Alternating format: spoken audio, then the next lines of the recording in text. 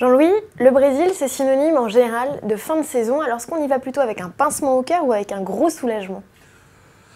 Pincement au cœur, oui, parce que c'est toujours un circuit où il se passe beaucoup de choses. Donc on est un peu tendu, voilà, on n'est pas vraiment tranquille.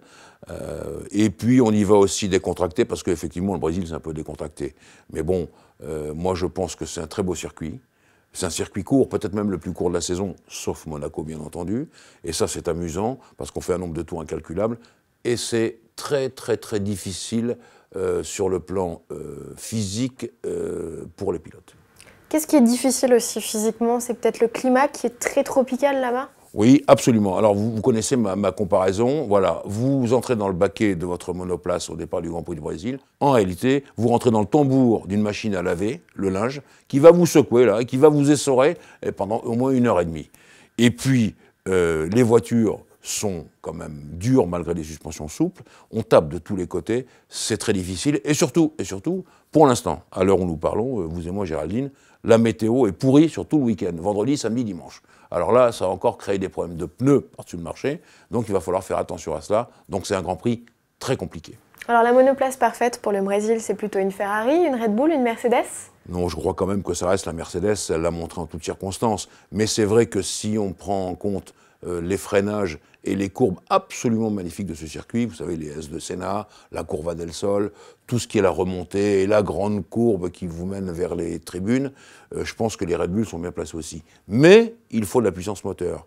Il faut de la puissance moteur parce qu'à un moment donné, à mi-parcours du circuit, ça remonte. Ça remonte et ça remonte sévèrement. Donc il faut de la puissance moteur et c'est là où je pense que les Mercedes peuvent faire beaucoup. Et les Williams, puisque c'est quand même le Grand Prix de Felipe Massa un peu, est-ce qu'il va y avoir toute la ferveur derrière lui? Oui, sans doute. Vous savez, il faut, pour avoir une bonne voiture au Brésil, on sait très bien qu'il y aura les pneus tendres et les pneus médiums. Il faut une voiture très souple, avec des suspensions vraiment qui permettent la motricité, parce qu'il y a des bosses de tous les côtés, même s'ils refont le circuit. Il faut redonner de la vitesse en sortie de virage lent. Tout ça demande des voitures souples. La Williams, c'est pas tout à fait souple. C'est peut-être même l'une des moins souples de tout le plateau. En revanche, elle a ses rapports de boîte de vitesse très courts. Et ça peut aider dans les virages serrés. C'est pas mal du tout. Et si vous aviez, Jean-Louis, un Grand Prix d'anthologie à évoquer au Brésil, ce serait quoi? Ben pour l'instant, le Grand Prix d'anthologie pour moi, ça reste 2006, le dernier Grand Prix de Michael Schumacher, où malgré des tas de pépins en course, crevaison, etc., il a fait l'une des 5 plus belles courses de sa carrière. Et ça, il nous avait laissé tous sans voix, Michael, qui j'espère se rétablit tranquillement. Il avait mis un suspense, une intensité dramatique dans cette course absolument formidable. Donc voilà, Brésil 2006 à São Paulo, sur la piste d'Interlagos. Vous parlez de Schumacher, Jean-Louis, je rebondis juste, des nouvelles de Jules? Jules, toujours pareil. Tout le monde dit bonne nouvelle parce que pas de nouvelles. Moi, je n'y crois pas trop. Je pense qu'il est toujours dans un état stable, mais extrêmement grave.